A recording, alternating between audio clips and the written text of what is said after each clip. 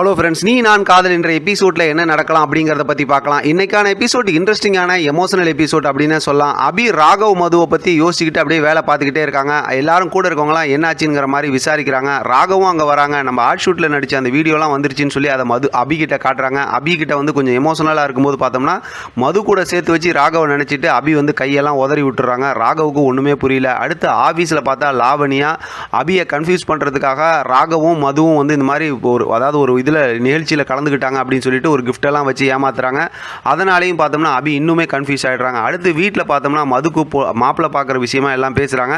ஆனால் மது இப்போதைக்கு எனக்கு கல்யாணம் வேணான்னு சொல்லிடுறாங்க. ராகவும் ஒரு பக்கத்து கோவமாக எந்திரிச்சு போயிடுறாங்க. அடுத்து பார்த்தோம்னா ஆகாஷ் வந்து மதுக்கிட்ட பேசுகிறாங்க. மது வந்து நான் சீக்கிரமாகவே கல்யாணம் பண்ணிக்கிறேன் அப்படின்னு சொல்லிடுறாங்க. ராகவ் இந்த விஷயத்தில் அப்படியே ரொம்ப கோவமாக வந்திருக்கிறாரு. இப்போ பார்த்தா அபி வந்து மதுவை கூட்டிகிட்டு வந்து பேச ஆரம்பிச்சிடுறாங்க. இன்றைக்கான எபிசோடில் அபி ஏன் இப்படி நடந்துக்கிறாங்கன்னு சொல்லி ரொம்பவுமே இரிட்டேட் ஆகிடுது.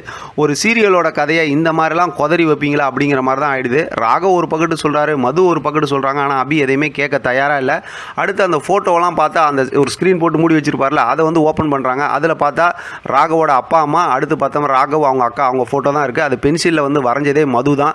அதனால் மதுவும் உயிரோடு இல்லைங்கிறதுனால தான் அதை ஸ்க்ரீன் போட்டு நான் மூடி வச்சேன் அப்படிங்கிற விஷயத்தெல்லாம் சொல்கிறாங்க. எவ்வளவோ எக்ஸ்பிளைன் பண்ணியும் நானும் ராகவும் பிரிய போகிறோம், நீங்கள் 2 பேர் தான் கல்யாணம் பண்ணிக்கணும், இதுக்கு எனக்கு காரணம்லாம் இருக்குது அப்படி இப்படிங்கிற மாதிரி பேசுகிறாங்க. ஒரு கட்டத்தில் மதுவும் கோவப்படுறாங்க, ராகவும் ரொம்பவுமே கோவப்படுறாங்க. அடுத்து பார்த்தோம்னா அபி வந்து கன்ஃபியூஸ்லேயே இருக்காங்க. இப்போ மறுபடியும் பார்த்தோம்னா அந்த மென்டல் குரூப் 2 இருக்காங்களே, அவங்க 2 பேரும் சேர்ந்து ஒரு திட்டம் போடுறாங்க.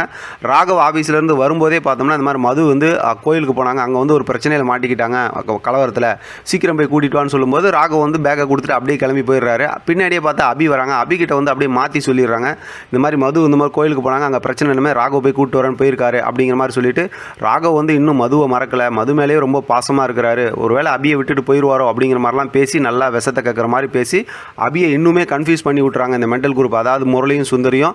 அதனால் அபியும் பார்த்தா அப்படியே கன்ஃபியூஸோட போகிறாங்க. இவங்க 2 பேரும் ரொம்ப சந்தோஷப்பட்டுக்கிறாங்க, நம்ம நினச்சது நடந்துருச்சு அப்படிங்கிற மாதிரி. மொத்தத்தில் இன்றைக்கான எபிசோட்டை பார்க்கும்போது ஒரு சீரியலில் ஒரு கதையை கொஞ்சம் அதாவது வந்து ஏதோ ஒரு கவலையில் உட்காந்து கொஞ்சம் நேரம் சீரியல் பார்க்கலான்னு எல்லாம் உட்காந்தாங்கன்னா இப்படி எல்லாமாப்பா கதையை எடுப்பீங்க அப்படிங்கிற மாதிரி தான் யோசிக்க வச்சுட்டாங்க. எப்படி பார்த்தாலும் நிறைய நல்ல ஸ்டோரிலாம் இருக்கும்போது இப்படிலாம் யோசிக்கிற ஒரு அபி இந்த மாதிரி ஒரு சாதாரண ஒரு விஷயத்தை மனசுக்குள்ளார போட்டு குழப்பிக்கிட்டு இப்படிலாம் வந்து ஒரு கதையை கொண்டு போவாங்களா அப்படிங்கிற மாதிரி தான் இருந்துச்சு. எப்படி பார்த்தாலும் நம்ம ஆரம்பத்தில் சொன்னது தான், சீரியல் அப்படிங்கும்போது எல்லாத்தையும் நம்ம அக்செப்ட் பண்ணி தான் ஆகணும். அதனால் பார்க்கலாம் அடுத்து என்ன ஸ்டோரி நடக்குது அப்படின்னு. இதை பற்றின உங்களோட கருத்து கமெண்ட் பாக்ஸில் தெரியப்படுத்துங்க. தொடர்ந்து ஆதரவு கொடுங்க. தேங்க்யூ ஃப்ரெண்ட், தேங்க்ஸ் ஃபார் வாட்சிங்.